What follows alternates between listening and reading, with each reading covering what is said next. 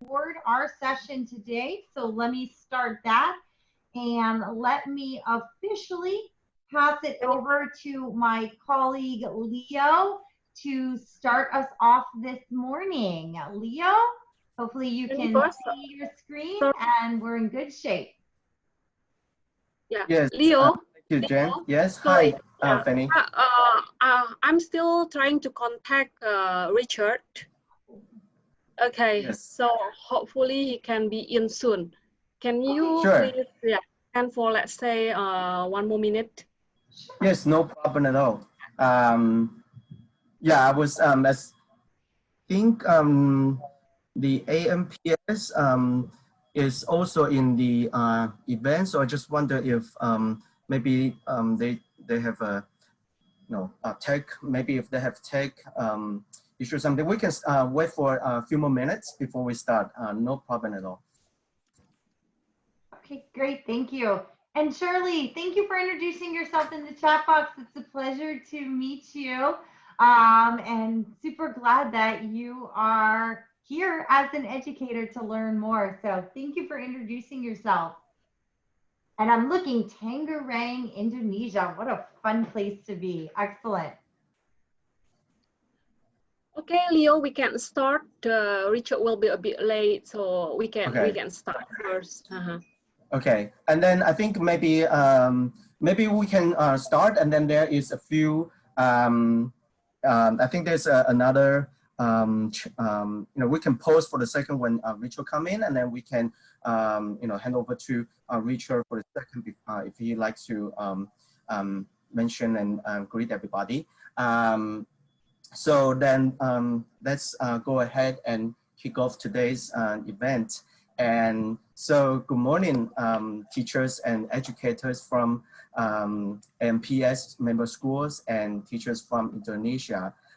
Thank you for being here with us and spending your Saturday morning with us here at MPS and Learning A to Z. It's great to be with you all today.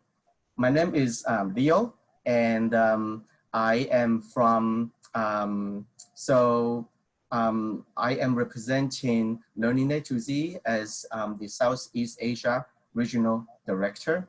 I am based here in Taipei, Taiwan. And basically, my role is to work with our partners, such as Fanny in Indonesia, to make sure our customers and teachers on our platform, on our website, to have success in using our literacy program. So we are very busy in supporting our teachers from all over Southeast Asia. And also here today, we also got Fanny, Miss Fanny Osman from mangosteem. Fanny, would you like to say a quick hello to everybody? Yeah, hello, good morning, everybody. My name is Fanny and I'm based in Indonesia. So if you have any questions or need my assistance, please feel free to contact me. And I will assure you that you'll get my quickest response. Thank you. Back to you, Leo. Thank you, Fanny. And then just to point out that from the screen, you are able to see Fanny, our partner in Learning to Z's partner in Indonesia, mangosteem.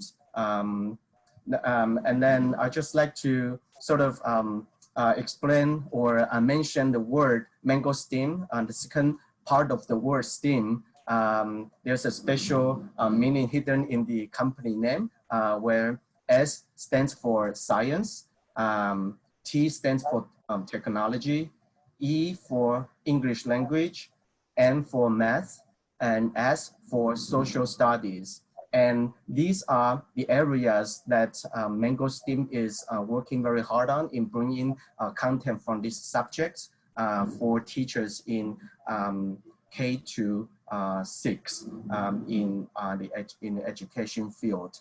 So there's a lot of resources in mangosteem. So if you need any tool, supports, please feel free to contact Fanny. and mangosteem in Indonesia. And the last, also the last, but certainly not the least with us here from the event today is our key speaker today, Ms. Jennifer Nine. Jennifer is the Director of International Academics and Curriculum for Learning A to Z in the global team, international team. I work with Jennifer almost, if not every day, every week in helping and answering teachers' questions about our programs, literacy education programs, mostly on the academic sides. And then Jennifer is, you will hopefully, I'm sure you will all soon to find out more about Jen. You will find out that she is a very experienced teacher in schools. She also knows about the program, so she is able to help with teachers from all over the world.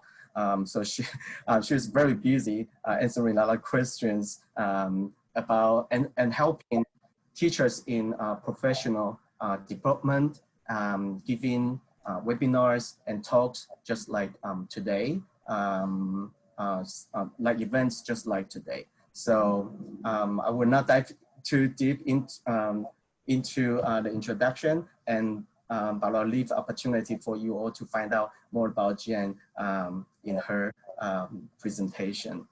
But Jen is also working, earning her PhD degree from Kent State University. So I don't know how Jen does it, where she has so many tasks, but also earning her degree. So that's I'm very admirable of that. Also, before we leave this page, today's event would not be possible without the support of AMPS. So thanks AMPS for hosting today's event, and I'm sure Mark will be with us shortly, and then hopefully we will also hear more about AMPS from Mark. Thank you.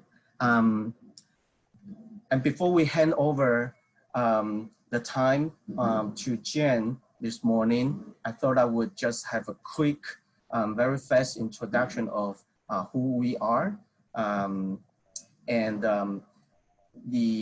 just like to start by saying our company name is Learning A to Z. As you can see from the top left corner of the slide, Learning A to Z is the company we represent. And so what is Learning A to Z? Who is Learning A to Z? You will all see a short introduction. It's so short, I'll just read it out. Learning A to Z is a literacy-focused curriculum resource company. Our product supports a wide variety of instructions for pre-K to 6 teachers and improve learning for students at any developmental level. It's very short and very broad. I would usually like to add my personal interpretation of this, our introduction. And in short, in my personal view, Learning A to Z is a solution company for teachers' literacy instructions. We are at one portal, one space that hosts so much resources for teachers and the learners of English literacy at one platform. So that's basically who we are. And I hope that in the additional personal notes gives you a better idea, more idea about who Learning A to Z is. And if you have any questions, please feel free to visit our website at the bottom of the page, learninga2z.com. As of now, because of the quality resources that we provide to our users and learners, we are fortunate that we are currently serving our content to over 70% of school districts in the United States. Internationally, over the outside of the USA, internationally, we serve our content to schools, teachers, and learners and families in over 170 countries and regions around the world. And there are currently active users, over 7 million active users on our platform every day. And that explains what Fanny and myself and Jen are, what we are working on every day. We are working every day to help our learners to get started with their program and to use our program successfully.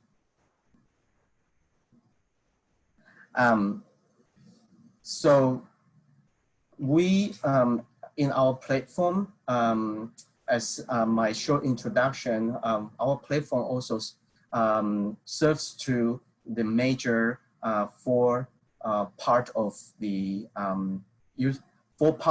of users. As you can see on the pie on the screen, from the top left, obviously we serve the content to students, and we are mostly able to do this through the hands of the teachers. On the platform, teachers are able to access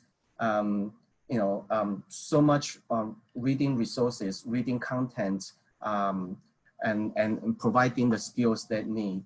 The bottom left, yes, the administrators. We also work very closely with school administrators in terms of helping the school, providing the school with resources the administrators need, whether they are reports, whether they are tools they need to serve their team of teachers, PD services, for example. We work very closely with school administrators to meet their curriculum goals. At the bottom right, parents are able to monitor and oversee the students, their kids' reading activities, their reports, data, the data of students' activities, what they do, what questions they answer, and etc.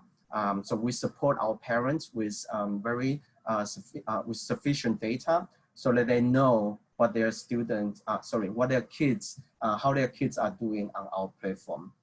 And last, and also most importantly, we work with teachers very closely to ensure that everybody from this pie, on the pie, is successful on our platform. And lastly, before I hand over to Jen or Mark, if he's in the meeting,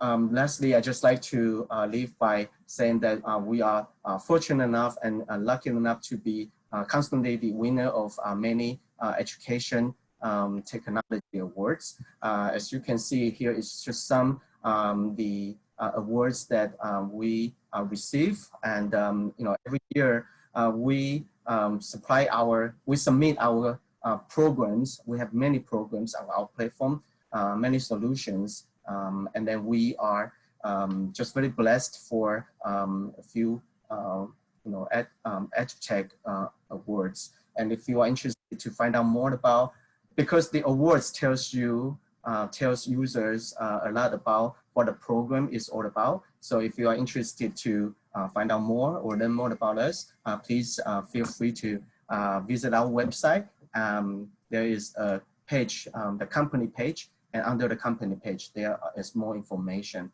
about awards. And I would just like to close my opening. Thank you for this time, and thanks again for coming out to the event with us today. And I know time is very precious, so I will end my opening and hand over the time and the screen over to Jen.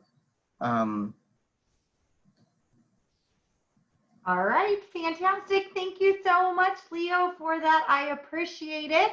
And if we can just do a quick tech check since we're transitioning from one presenter to the next. Is everybody seeing a screen right now that has my big picture on there and also a map? Is that what it's showing for you all? All right, excellent. Sheila, I see those thumbs up, and Fanny, wonderful. Thank you so much. All right, so just an extension of Leo's introduction. Again, thank you all so much for being here this morning. As Leo mentioned, my name is Jennifer Nye, and I'm the Director of International Academics and Curriculum at Learning A to Z.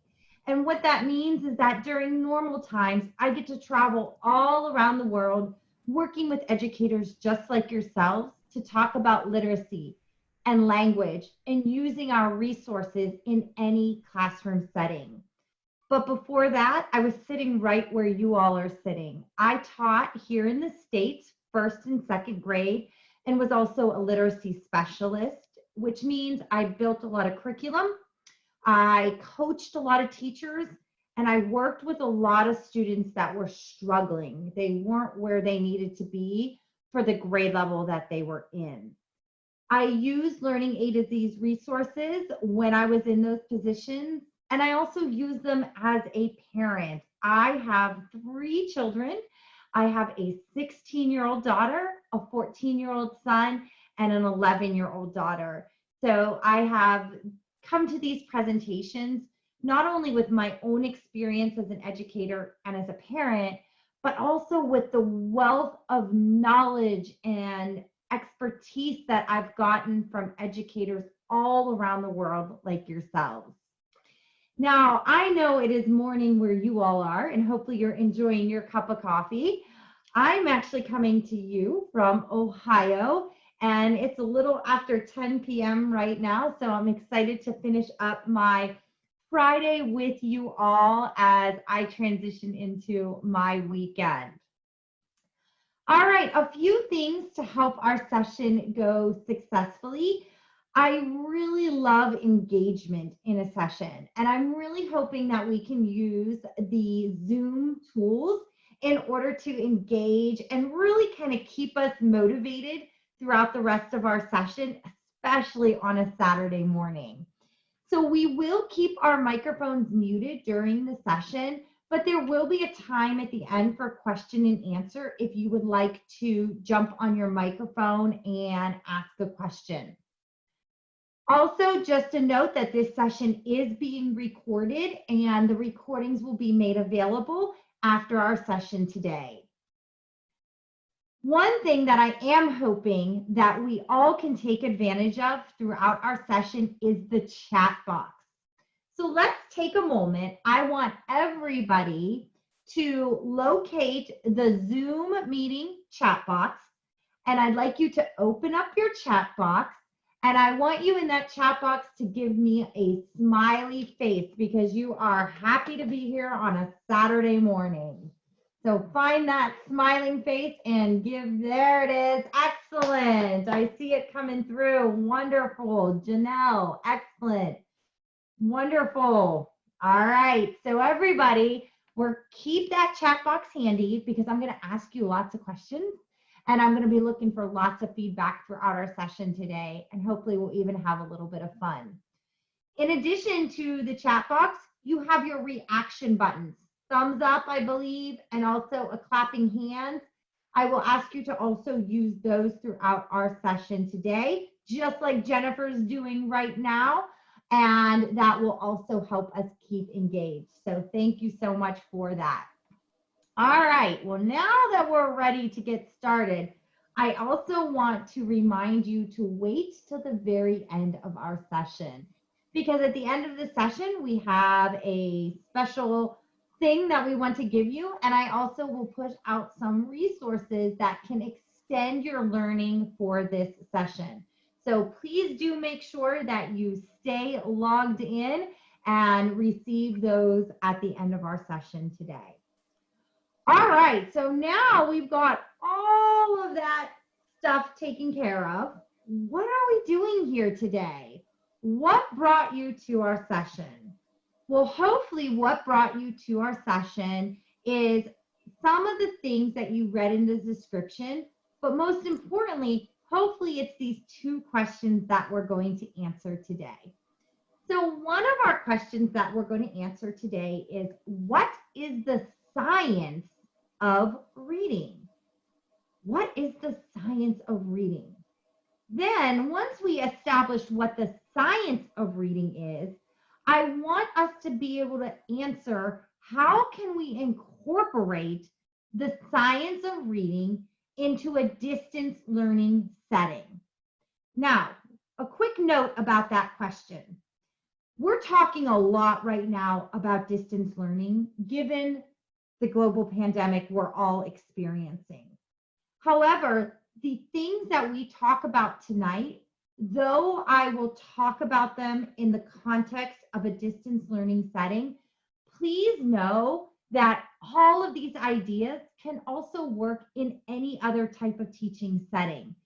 So if you're back in your face-to-face classroom, or if you will be eventually, these ideas and these concepts and tips and tricks can transfer right over into that classroom setting also. So if we're answering these questions today, ladies and gentlemen, why? Why are these questions worth asking? And why are these questions worth us spending the next hour learning more about them?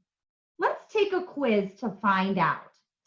I would like everybody, if you have your phone handy, or if you can go to this link, menti.com, when you go to that link, or when you use your phone for the QR code, I'd like you to type in this code, 69332. So I'm going to give everybody just a moment to do that, and I'm also going to put that in the chat box, because what I'm going to do is I'm going to get out of my PowerPoint for a minute, and I'm going to go into that quiz. So I'm putting this information right in the chat box also. You're going to menti.com and you're entering the code, just like Leo showed us. All right, ladies and gentlemen, so I am going to go ahead and I am going to bring over our quiz. And if you logged in to menti.com and entered that code 69332, you should see this very first question. And I'd like you to go ahead and answer it. And it's all anonymous, so no worries. The ability to read well is associated with higher levels of educational attainment and economic satisfaction. Go ahead and put your vote. What do you think? Oh, I see it tipping. Let's see.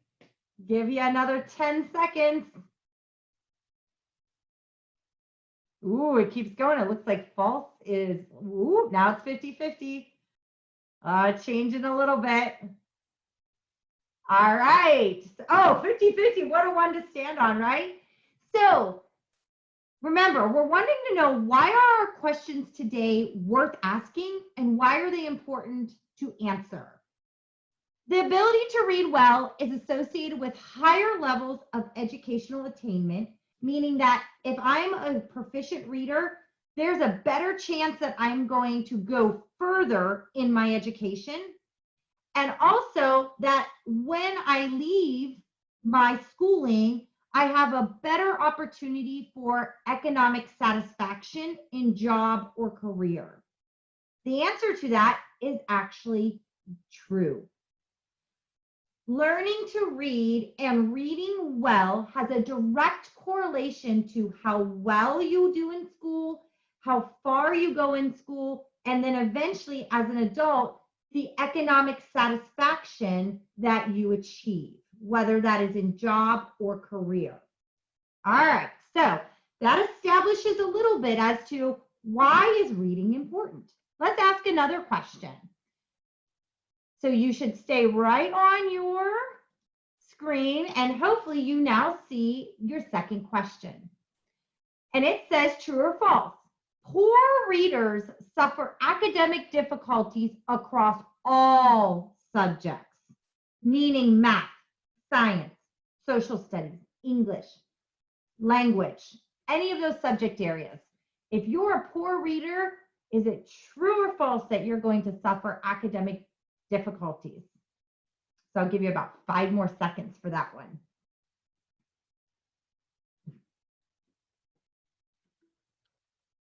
Oh, and you guys, all right, big round of applause for that one. Every single person is spot on. That is absolutely true.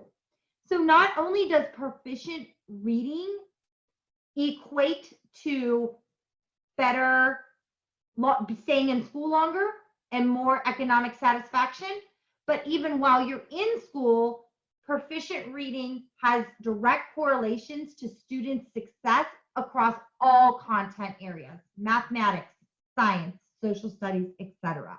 Good job, everybody. All right, here comes the next one. This one's going to be really relevant to where I believe most of you are logged in from today. The next question says, according to PISA, which is an international standardized assessment that determines students' proficiency, less than half of 15-year-olds in Indonesia achieve a minimum proficiency level in reading. Less than half of 15-year-olds achieve a minimum proficiency. What do you think about that one?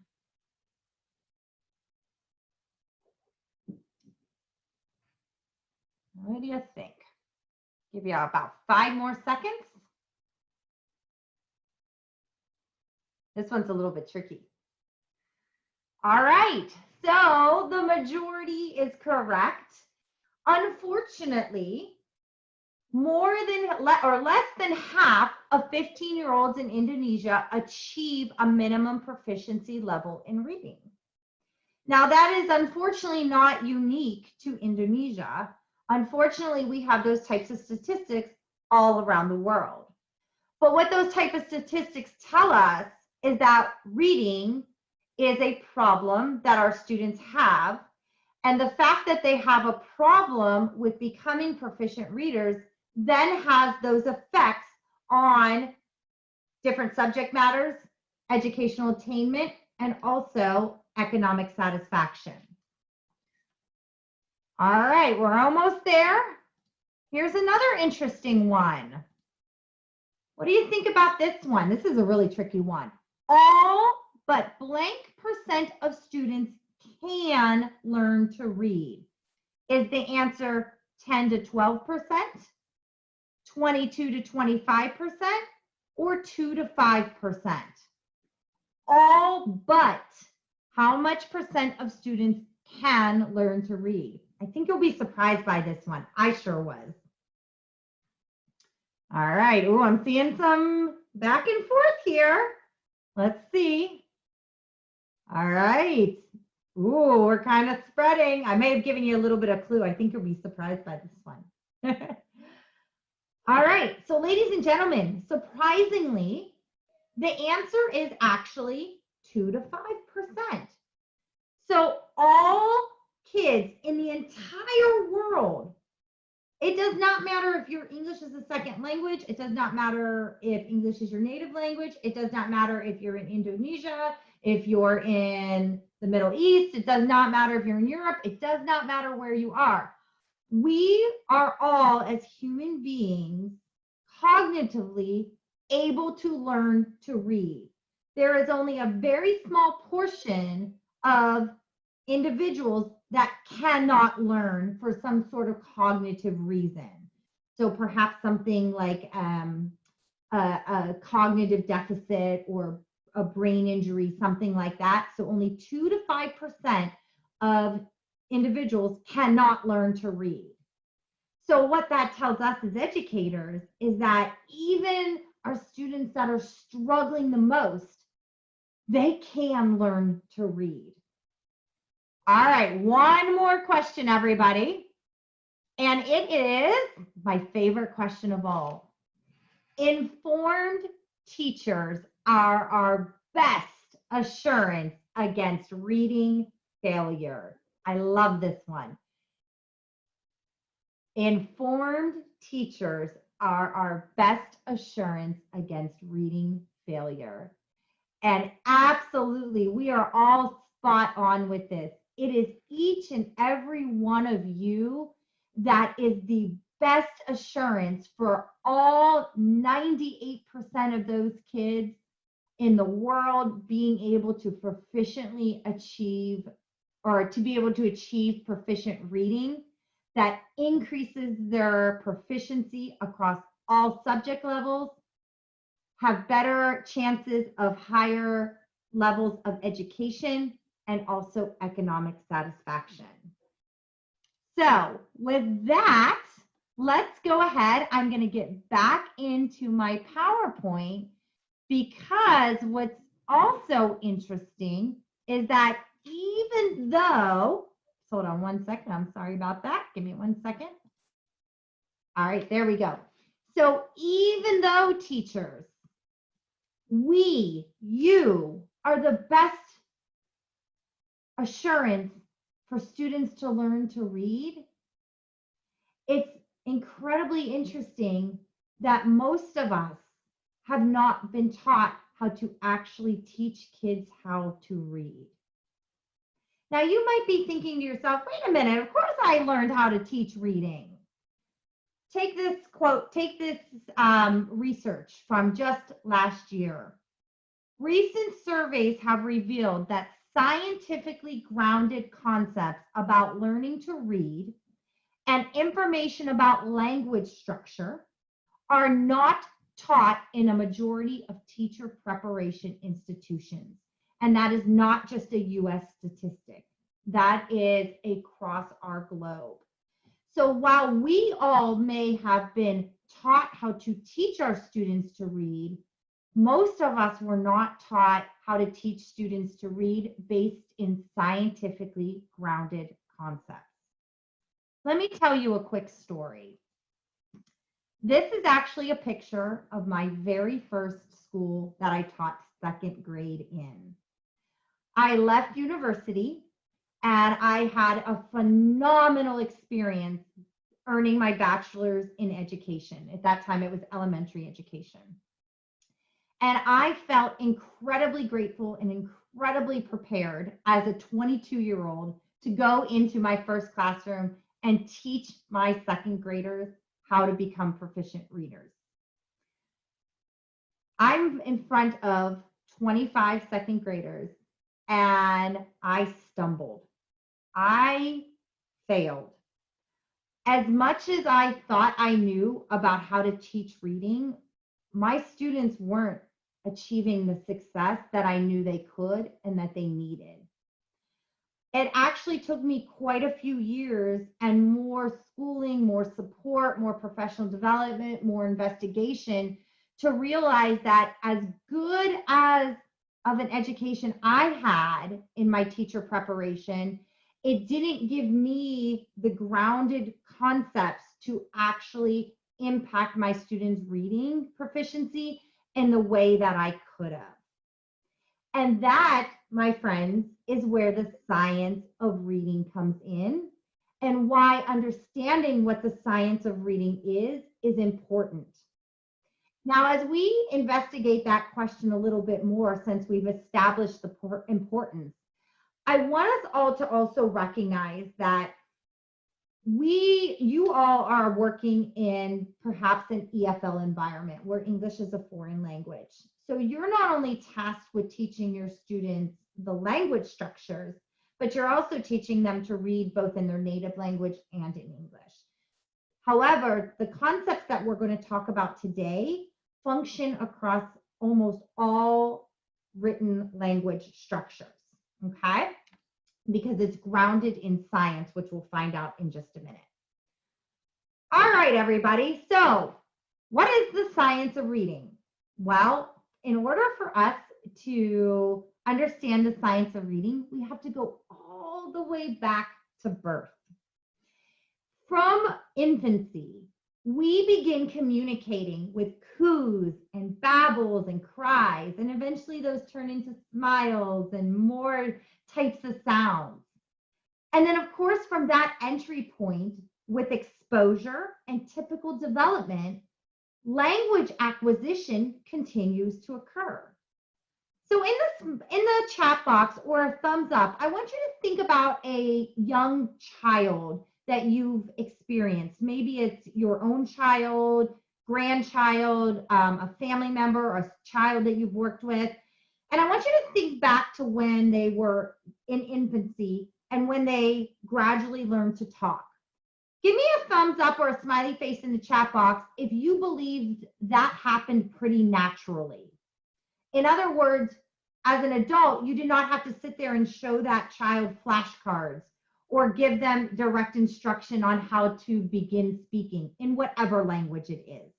Yes, I see those thumbs up coming. You're absolutely right.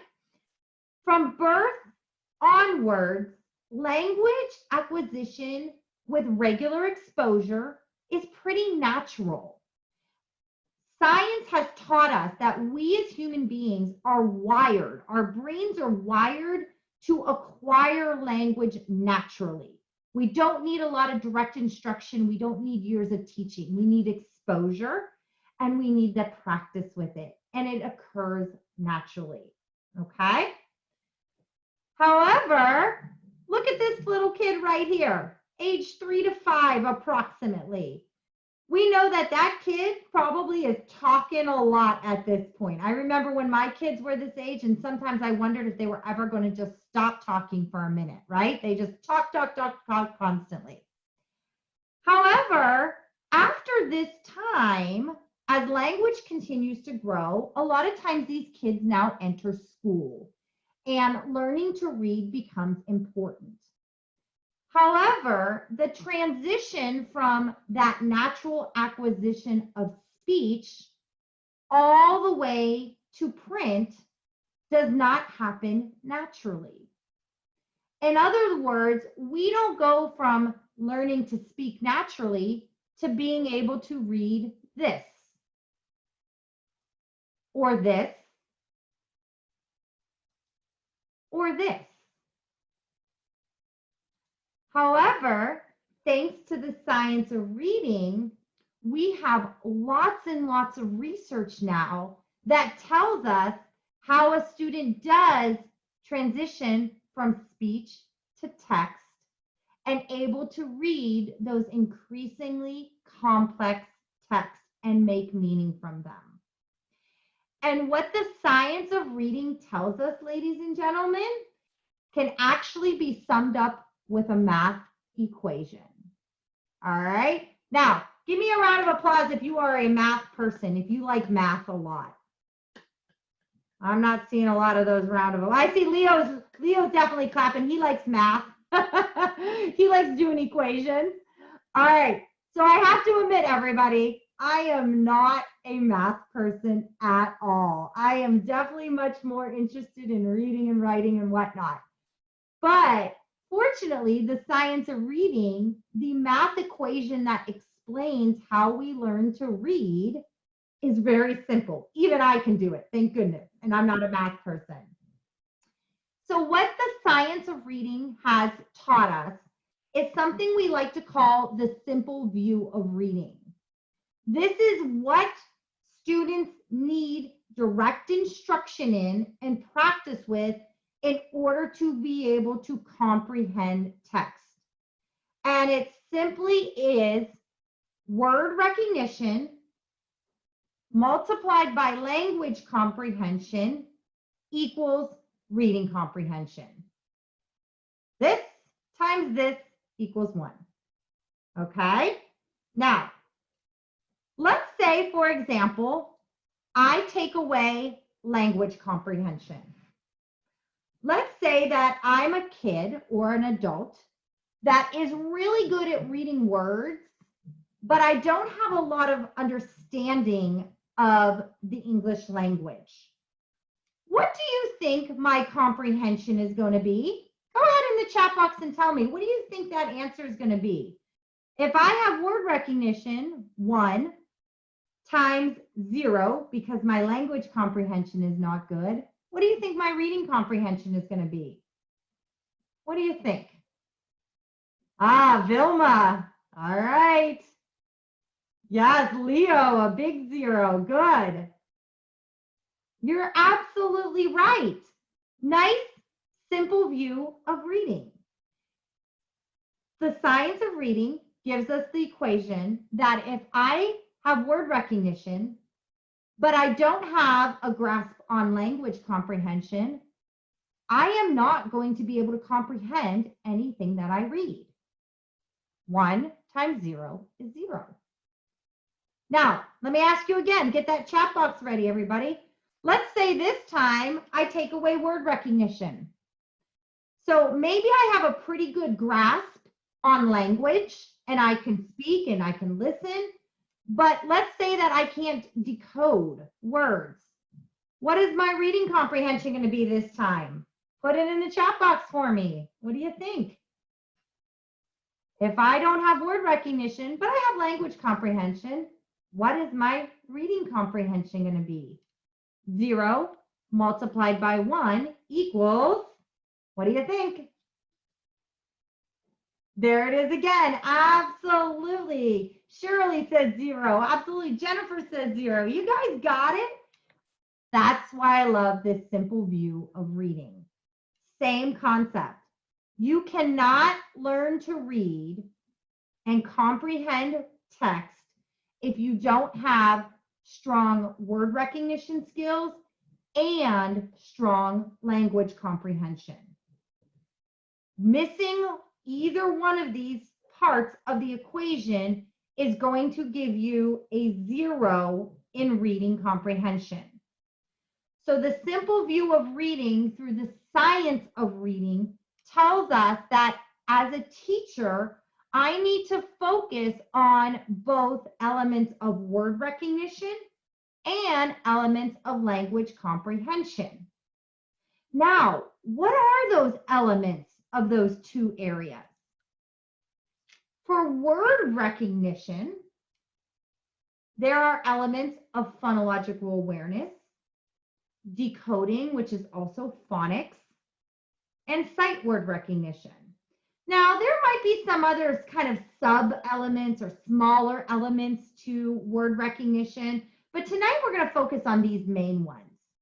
So again, as a teacher, I need to make sure that my students get instruction and practice with these elements of word recognition.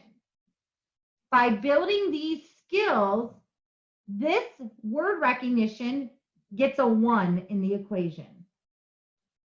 However, I also need to make sure that language comprehension gets a 1. I need to make sure that I'm constantly building my students' background knowledge on a wide range of topics. I need to make sure I'm focused on vocabulary, language, and verbal reasoning. All of these elements also require attention in my classroom so that my students, when they put both of these together, they have a really strong opportunity to become proficient readers, which is reading comprehension. Okay? So now, teachers, with all of that said, let's take a really quick quiz again. I want you again to go to menti.com, but this time I want you to type in the code 80, 53, 49, and 4. And I'm going to put that in the chat box here.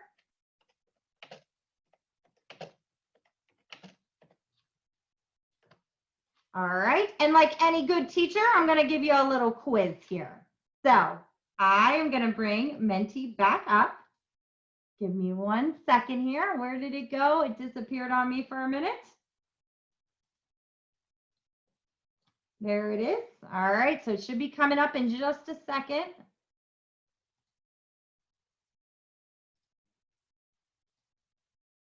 All right. All right, here it is. Okay, everybody. Little quiz. Question 1 is ready to begin. Hopefully everybody's logged in. I see that number ticking up in the bottom. I'm going to hit enter. And this one has a little countdown. So we're going to make it a little bit of a game. And we're going to review what we just learned. All right, here we go. The science of reading is research across multiple fields that tell us how individuals learn to paint, solve math equations, or read. So what is the answer to that?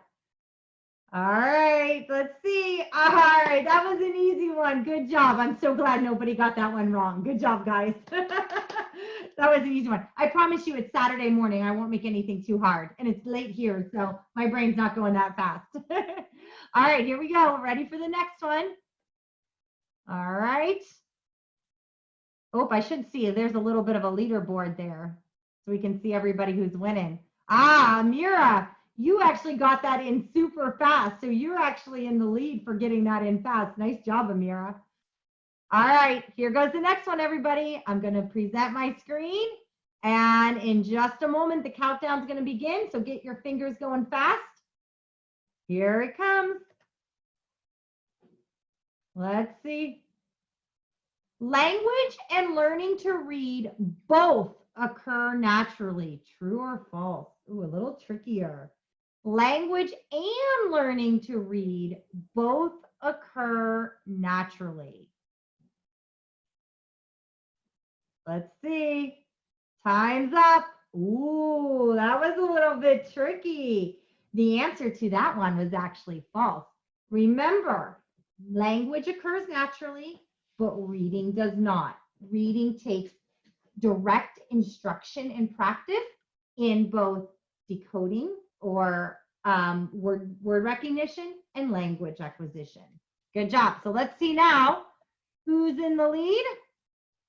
We have, Amira moving up there, but Shirley right behind her. Nice job. Very good. Ooh, Shirley was actually the fastest on that one, so she creeped up there in the numbers. Good job. All right, last question, everybody. Get those hands ready. Here we go. I'm going to present the last question. And enter. Countdown starts. And the question is, the simple view of reading can be expressed by the math equation. Word recognition multiplied by language comprehension equals reading comprehension. True or false? Let's see.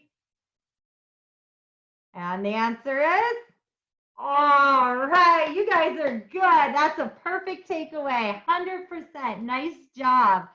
So, ladies and gentlemen, excellent for a Saturday morning. Let's see who our final leader is in the review. And it is, oh, we got a couple people that jumped up there. The big winner is, oh, it was a close one, but Amira, you kept that lead through the entire thing. Nice job. And nice job for all of you for kind of playing along and doing a quick review there. Okay, so ladies and gentlemen, what we're going to do now is we've got all of that background information. We talked a lot about the theory and the why, but now we need to answer our second question for the evening or the morning. How can I incorporate this information into a distance learning setting? So how can I take this and use it practically, which is educators, that's all we always want to know. Give me some practical tips. So that's what we're going to do next. So to start with some practical tips, we're going to actually start with word recognition. So I'm going to give you some tips and tricks and ideas to incorporate phonological awareness and phonics into your distance learning classroom. Remember, however, that though I'm positioning this in distance learning, you can take these ideas and you can put them into any classroom setting. So if you're back face-to-face with your kids, you can do this also. All right, so let's take this first area, phonological awareness. What is phonological awareness? Phonological awareness is the conscious awareness of speech sounds. So for example, play along with me, everybody.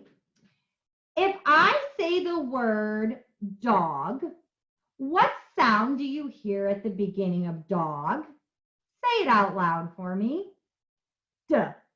All right. So we do that with our students a lot when we're focused on those early skills.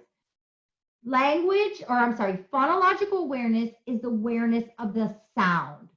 So when you are focused on phonological awareness in your classroom, you are not focused on the letters.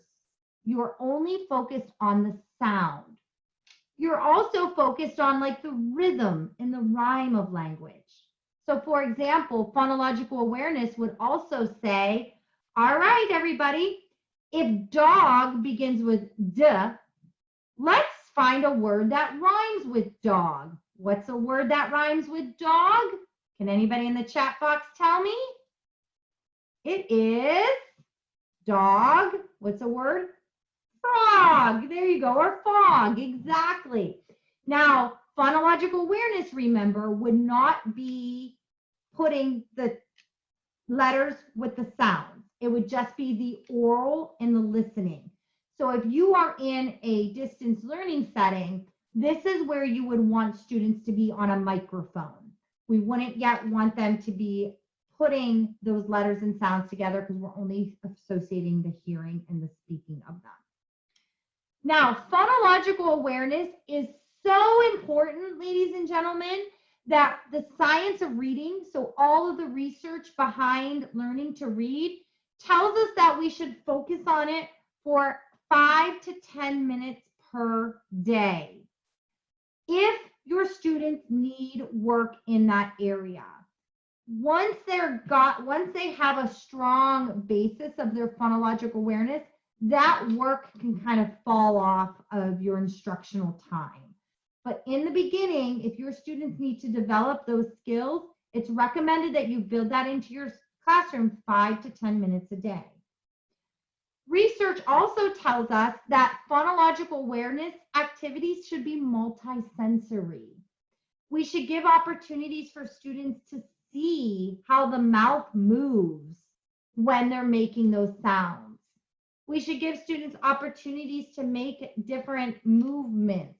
So maybe the A sounds like an ant, and we make an ant go up our arm. So we make that sound multisensory. Research also tells us that we should scaffold what we teach our students, meaning that we start by modeling, we give them opportunities to do things together, and then we also give them independent practice. A lot of times we call that the I do, we do, and you do model. So for example, let's take that word dog again. I'm going to model for you what that word ends in. So ladies and gentlemen, if I say the word dog, I hear a G at the end of it. If I say the word frog, I hear the G at the end of frog. I'm modeling it for you as the teacher. Now I would have you do it with me. All right, boys and girls, now that I've showed you two words that end with the G sound, I want you to say the word log with me. Log. What sound do you hear? G at the end. So we're doing it together. And then I would also give you that opportunity to do it on your own. I do, we do, you do. Research shows that that's a great model to practice phonological awareness and actually many other elements of learning to read. Now, what's an activity that you can do in your classroom? So in one of our programs, RAS Plus specifically, we have videos that model for students what the mouth does when it produces an English sound. So for example, if this is a screenshot of the video, but if I was to play a video, you would see very slowly the mouth making a sound. So if I was making the D sound, you would see my lips pull a little bit across my teeth, D. and I would have my tongue in a certain place. One of the activities that you can do with your students in an online setting is that you can show them videos like this, and you can talk to them about what is happening to their mouth. Research shows that when we explicitly describe those movements of the mouth and the placement of our tongue and our teeth and our lips, students are better able to produce those sounds orally, so great for language development, but then they're also eventually able to tie those sounds to letters in the next phase, okay? So that's one little tip that you can use in your classroom for phonological awareness. Another recommended tip is that you use nursery rhymes and books with alliteration in them. So you can see on my screen right now this book from Raz Plus called Grasshopper's Gross Lunch. If I was in a synchronous classroom with my students, I would read this book out loud to them, and I would pause and make those sounds that the G or the GR blend makes repetitively throughout the text. So I might say, day after day, the green. Oh, boys and girls, I hear that growth sound again, and that word green. Say green with me, green. And I'm having my students through an oral reading focus on the alliteration, the repetition of those sounds in the book. I would then afterwards have them come up with their own silly sentences that use alliteration or use the same sounds over and over again. And once you've modeled this by reading aloud, you can have your students do that in an online session by putting them into breakout rooms and having them talk with one another and come up with funny sentences. Or you can do it in a whole group setting like we are right now and have kids participate and volunteer to come up with silly sentences that use those representative sounds. They don't have to write them, they don't have to read them, they're just doing it orally. Okay? So those are two quick activities that you can use Raz Plus resources with in an online classroom to support phonological awareness. Now, let's go ahead and move on past phonological awareness and talk about phonics, another important area for students to develop word recognition. What is phonics? Phonics is now when you take those sounds and you attach them to letters. So now instead of saying, all right, ladies and gentlemen, what sound do I hear at the beginning of dog? Ooh, I hear a D. Now I want us to know that D is made with the letter D. So I'm associating that sound now with a print letter. That is what phonics instruction entails. Just like phonological awareness, research recommends that in the early years, phonics instruction takes place at least 20 minutes a day. That is the ideal. If you can strive for that, great, but that is what research shows. Research also shows that phonics instruction should be explicit, so we're constantly telling students what to do, and it should be systematic. In other words, it should be in an order so that students don't miss any critical skills. Now, what's an activity that I can do in my online classroom to support phonics instruction?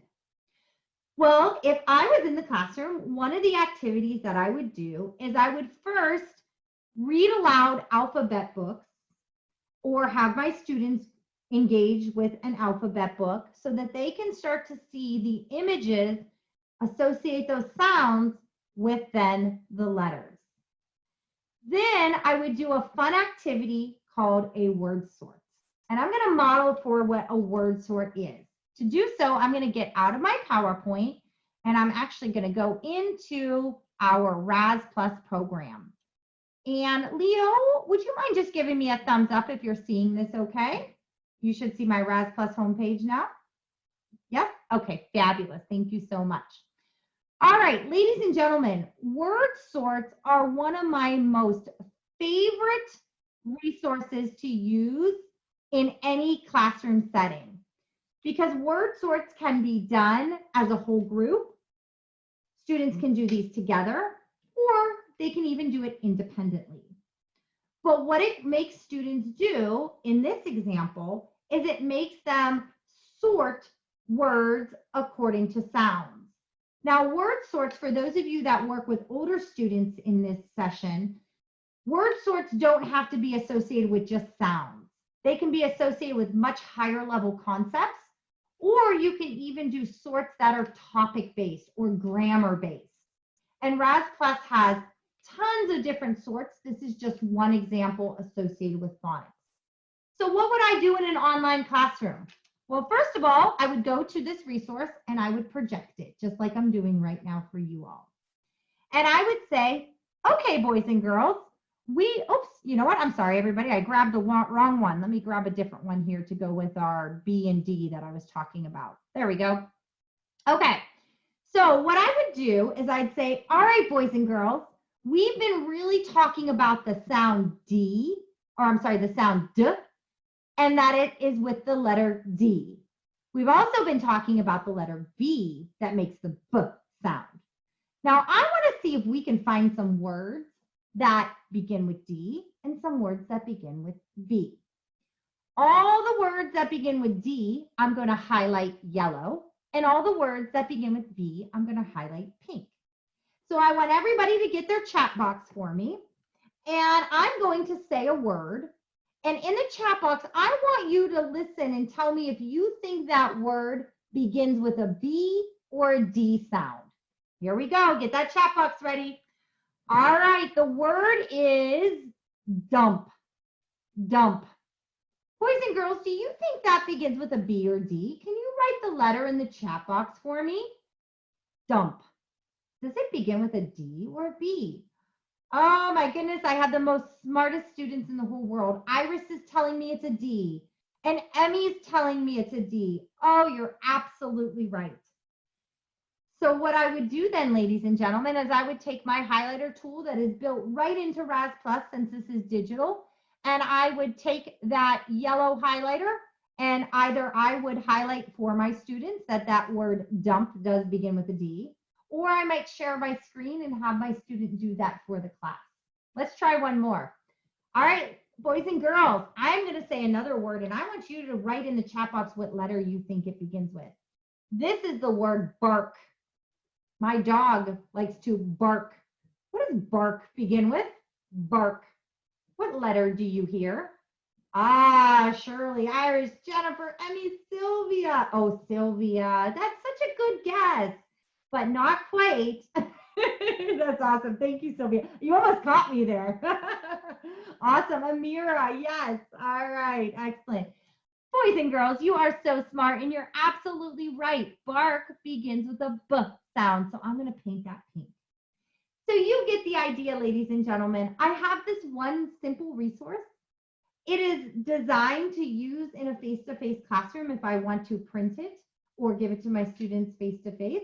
But it is digital also, which makes it easily transitionable into a digital environment to do a whole group activity like I just modeled. Now, in addition, ladies and gentlemen, to doing those types of activities, I also want to make sure that my students practice those skills in context, meaning that they apply them to what they read. So one of the things that you can do in a digital environment or in an online classroom is make sure that your students have access to digital text. What you're seeing on the screen right now is an example of a decodable text, which is a perfect supplement to phonics instruction. Because what a decodable text does is it allows students to take those skills that they were learning, in this example, the D sound, and apply it in context. So if this was my classroom, what I would do in RAS Plus is I would locate this book, this decodable book, Dawn and Dots, And I would assign this book to my student digitally so that they can access it. They can read this book and record themselves reading it so that I can listen to them asynchronously or outside of my classroom. But I'd also encourage those students to use their tools to put check marks every time they locate that D sound or they see that D letter. Because these books, since they're digital, are fully interactive. But with that tool, I'm then able to have my students apply what they're learning. Okay? All right. So moving on, we're going to go ahead and transition over to language comprehension. So I'm going to share with you another idea that I pulled from Raz Plus that you can use in a digital classroom to build students' language comprehension. So we're moving beyond the word decoding, and we're now giving our students the opportunity to build their background knowledge on topics.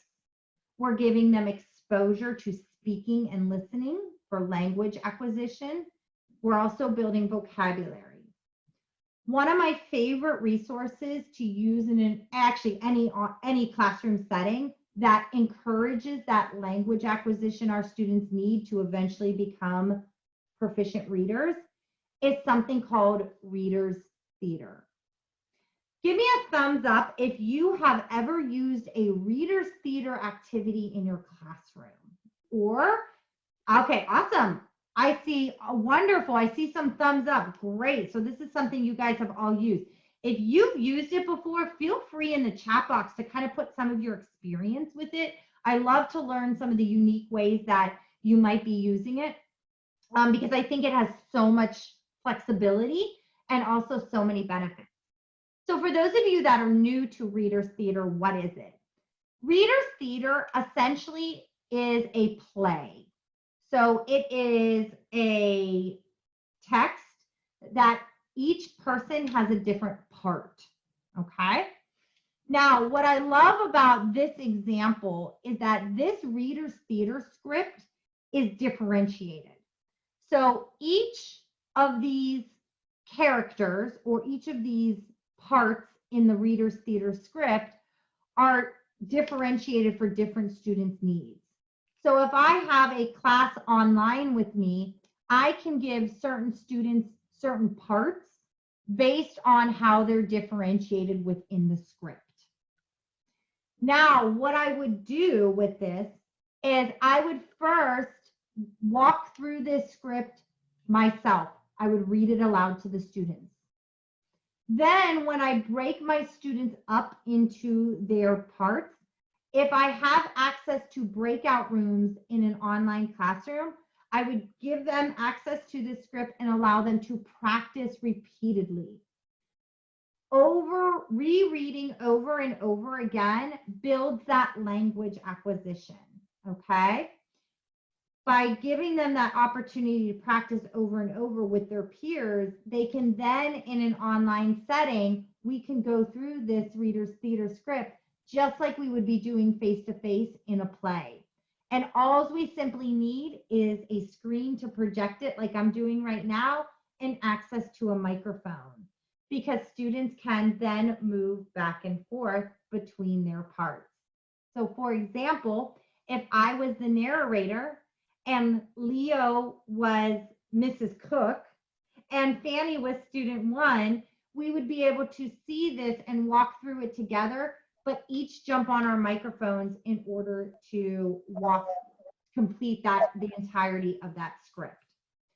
So what you'll find is in Raz Plus, there are hundreds of these scripts available that are all differentiated for the needs of your students.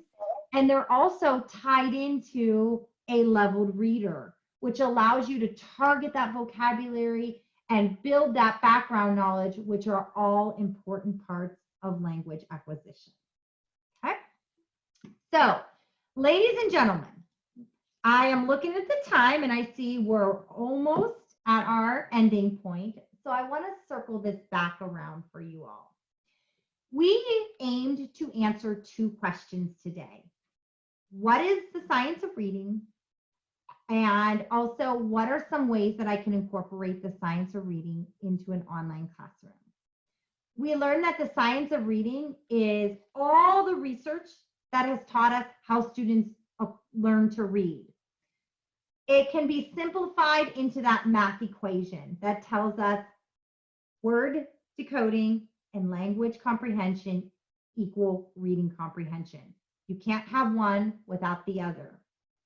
We also know that there are multiple components or elements to each of those areas, such as phonological awareness, phonics, vocabulary, background knowledge, etc. All of those are critically important to focus on in our classroom. And a few of the ideas that I provided you tonight on how to leverage some of the RAS Plus resources in an online classroom allow you to target those skills. Now, if you are interested in this topic, I am going to give you, and I'm going to stop sharing my screen for just a minute because I'm going to bring up a document that I'm going to share with you all. And this is something called a choice board. Now, I made this, so just is an idea. So hopefully it's an idea that you can maybe use in your classroom. But one thing that I love to do is give my students choice, especially when it comes to learning to read, especially if they're also acquiring English as a foreign language, because now they have dual challenges, right? So the more that we can give students choice, the more motivated that they are. And one of the ways to give your students choice is through a technique called a choice board. And all the choice board simply is a list of tasks that your students can choose from. So what I did for you all is I made you a choice board that gives you lots of different opportunities to learn more about the science of reading, but also to learn more about learning A to Z. So I'm going to share this in the chat box for everybody, and let's see if I can get creative and do this correctly. So let me get my chat box open, and in just a moment, you should see that pop up in the chat box. So let's see here. I'm going to keep my fingers crossed I get lucky. All right, it should be there. I'm hoping it is. See if that comes for y'all. Did it get there? Yay, okay, awesome. You all are welcome to download that. And please feel free to take advantage of those different resources and ideas to extend your learning on this topic. Also, in just a moment, I am going to, in the chat box, put a copy of my PowerPoint in here. So you are welcome to also use that. It does have my contact information on the PowerPoint. Please feel free to email me if you have any questions, or if you would like to learn anything more about learning A to Z or this topic of the science of reading. So that should also be coming through too. All right. And then also too, if for some reason you cannot access it in the chat box, if you're having a struggle getting that, we have a list of everybody that attended. We'll also send that out to you if you need that. So feel free to just let me know if you don't get it, and we'll get that sent out to you, okay? All right, fantastic. So with that said, ladies and gentlemen, I am going to go ahead and pass it back over to Leo. But I want to also, again, thank you guys so much for your time on a Saturday morning. I am so grateful that you are here. It's been such a pleasure to hopefully get your interest piqued on the topic of the science of reading. Hopefully you're walking away with a couple new ideas that you can incorporate into your classroom right away. And stay tuned though, because Leo has one more surprise for you. So Leo, I will go ahead, give me 1 second, and I'll share your PowerPoint again. Thank you. Thank you, Jennifer. I think it's just so many, I really enjoy this, because every time I attend a presentation, I always learn something new, and that continues to happen today as well. So I really like I really enjoy the example of the reading comprehension formula. And I think that's so true that we don't have time to share my experience, but that definitely speaks to the journey of myself learning English and acquiring English. So what you shared in the formula definitely is so true in my own experience. So thank you for your presentation today. And I certainly enjoy it and learned a lot. I think before we end today's event, ladies and gentlemen, there is a couple of more public announcements and a little bit of surprise, a little gift at the end of the presentation. So please stay tuned. I think Jen has shared a little bit of the sort of the screen and the pictures of examples of how the program or the books look like in her presentation. Here on this page, this is just an overview of the programs that we have on Learning A to Z website. So the books that Jen shared in her slides, they are from the top, the previous one. Yes, the Rest Plus, which is the top left program. And as you can see in the portfolio, product portfolio, we also provide solution for vocabulary, vocabulary instruction, science topics instruction called Science A to Z in the green box, and etc. So this is just a sneak, an overview of the product spread. Next page, please. This is on almost all of our programs. Students have one single centralized portal they access for their content. As a teacher on our program, teachers can assign homework, assign quizzes and assessments. Everything is going to be found to be used by the students in one single portal. So this is where in the students portal, there are two different views for different ages. This is more for the mature, more mature students at about grade 5 or 6, but we also have a younger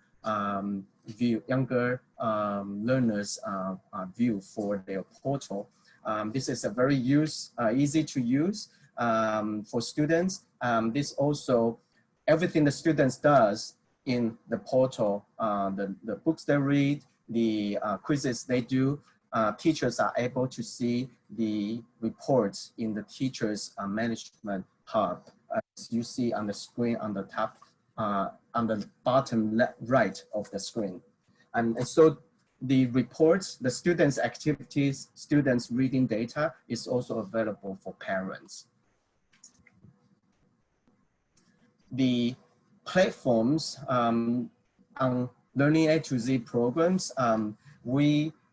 there is no one fixed way that a teacher or an educator should use it. It's flexible. Teachers on our platform, they use our programs for blended learning, mixed leveled classrooms with students. Schools also use our program for as a core curriculum. They use our program for ELL or English as second language programs in their schools intervention. So there's no fixed way of how a teacher should use our platform. It is a platform for teachers it's a platform with thousands and thousands and thousands of teaching resources for teachers and school to use it however they like. Next page, please. On the right side of the page, you see an example of how typically a teacher and students in the classroom, their journey and their experience would be like. So, you know, on the top right of the corner, the top right corner, teacher would teach a book for, as an example, a teacher would teach a book. After teachers teaching the book, the students can practice on their portal. Teacher can assign more books at the same English level to students, so students can read. They can extend it, their reading experience with other different titles. And then after they read a book or books, the students will be asked to do the test at the quizzes at the end of each book. And then students, teachers can see the reports. So it goes in a cycle. And then this speaks to the example where Jennifer shared in her presentation that with more reading, with more exposures, students achieve more and acquire more language and in their literacy, education. And this, we have so many feedback from teachers around the world that supports this program, and they share this experience with their successful experiences with us. We are very glad that this is working for a lot of teachers and students. And the next page, please.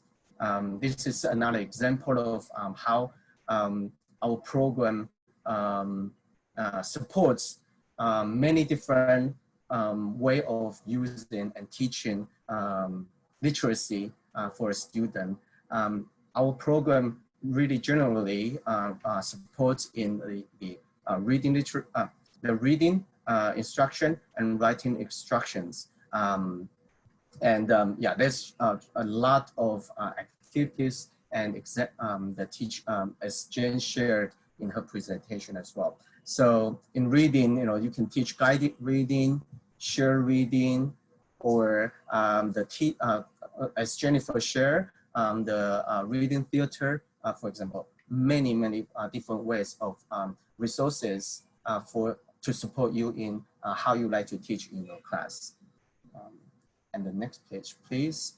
In the program on our platform, we also support the organizations, the education organizations in many different ways as well, including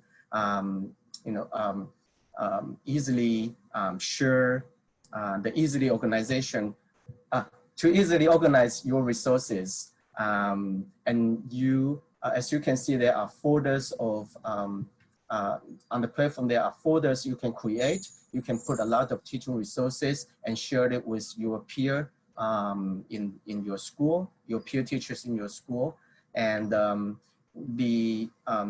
it offers a very flexible way for teachers to quickly access the resource they need.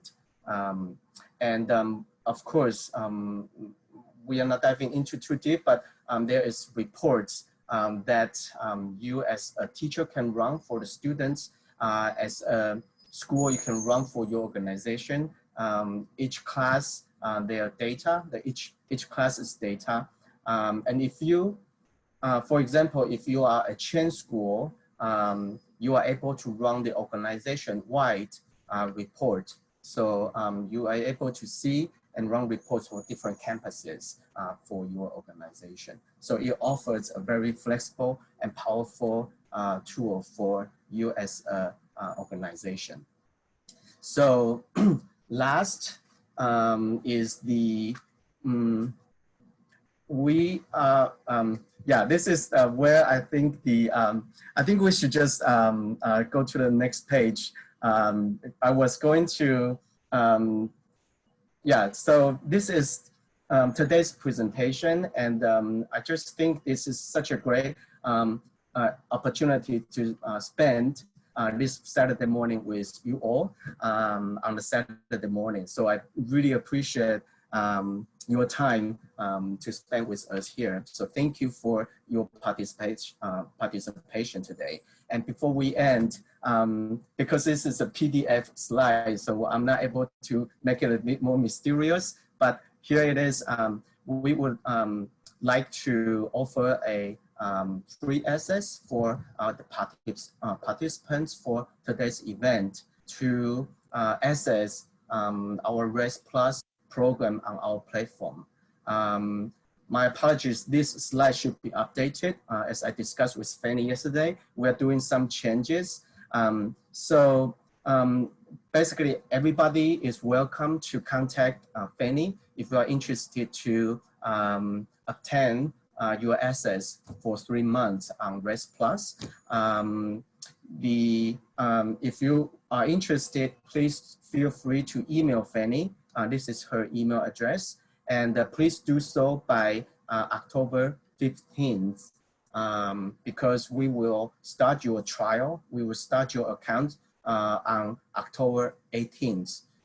My apologies for the misleading information on the screen. The starting date for your free access is October 18th, and it will last until January 18th. So hopefully this will cover a period of time for you to experience the resources on the platform, use it with your classes, use it with your your classes, and then I know there is I think there's a school break coming up soon.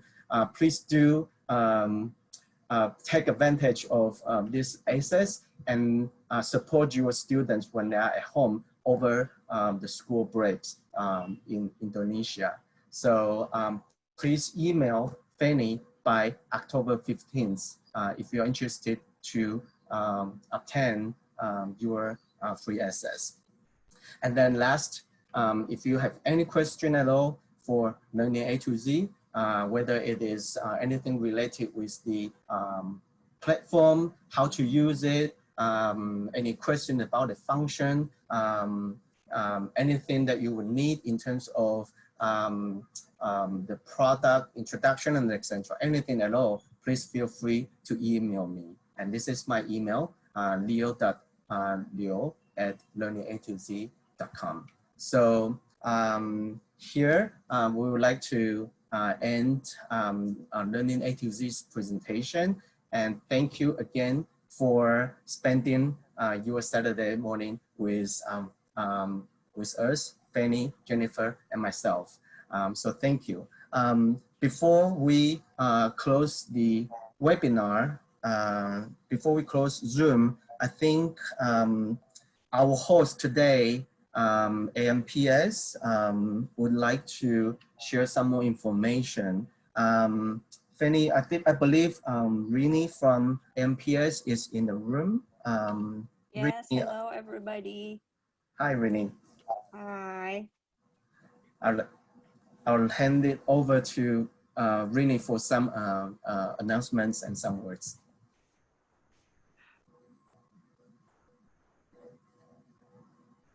Okay, hi everybody. Thank you for joining in with us today. On behalf of ANPS, I would like to thank Jennifer, Leo, and Fanny from Learning A to Z and mangosteem for arranging this wonderful webinar. I would like to remind you to join us on the next ANPS webinar next Saturday, virtual classes connecting with young learners by Ms. Sharon Ratnani. Please feel free to contact me at mail@anps.id and follow ANPS Instagram account at anps.indonesia. Okay, so that's it from me. Have a great weekend. Thank you, Rini. And I believe that's all the information that we have in today's event. Thank you again. I think if you have any question for today's event, I believe we can stay here for 5 minutes or so if anybody has any question at all. If not, this is the end of the presentation, but I'll be here for the next 5 to 10 minutes if anybody has any question. Thank you. Thank you again. Thank you, everybody. Have a wonderful weekend. Thank you, Jennifer. Thank you, Leo. Thank you, Fanny. Thank you, Rini. Thank you. Thank you. If Thank you. anybody need anything, yeah, you know where to contact me. If you need anything with mangosteem and Learning A to Z, you can also contact me, and I will give you Miss Fanny's contact. Okay. Thank you. Okay, bye-bye. Thank you, Rini. Thank you, MPS. Thank you. We have a lot of teachers, their name shows up as Fanny's account. Yeah, But yeah. Leo, that's because some of the participants told me that they missed their link. So I sent my link therefore. It's also confused me. Yeah, because there's a Fanny says, have a great weekend. I would just like to say thank you too, but that says Fanny. So I don't know who that is. But thank you, Emily. Thank you for spending your morning with us. Aquila, thank you. One more Fanny. And Amira, congratulations on your competition. This you are the winner for the questionnaire. So great, wonderful, great job.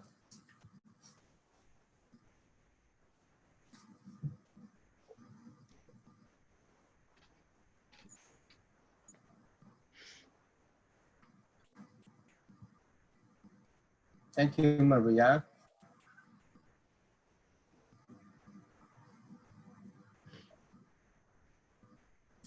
Thank you, Jen. I know it's super late. It's almost midnight. I just every time we have a webinar in the Asia mornings, I just at the same time feel appreciate it, but sorry for you are having to stay up until late. So that's really okay. I get you in your late night sometimes too, or early morning. So yeah, just the joys of time zones. The fun and the joy of international communications. Our global world, it makes it fun. So definitely. All right. So what I will do is when I close out this room, it will automatically start to convert the recording, and then I'll make sure that we get a link to that recording, and then Fanny, I'll have a list of everybody that attended, and we can send everybody out those documents and also that information again, including the link. So I'll get that stuff to you guys on Monday. Thank you. Thank you. And I hope you enjoy a great evening. It's super late, but have a great weekend. Yeah. No problem. Thank you, everybody, so much. Thank you. And It was fun. If no more questions, I guess we can close and end today's session. Okay, sounds great. Have a wonderful weekend, All right. everybody. Thank you. Thank you, Fanny. Thank you. Talk to you next week. Bye-bye.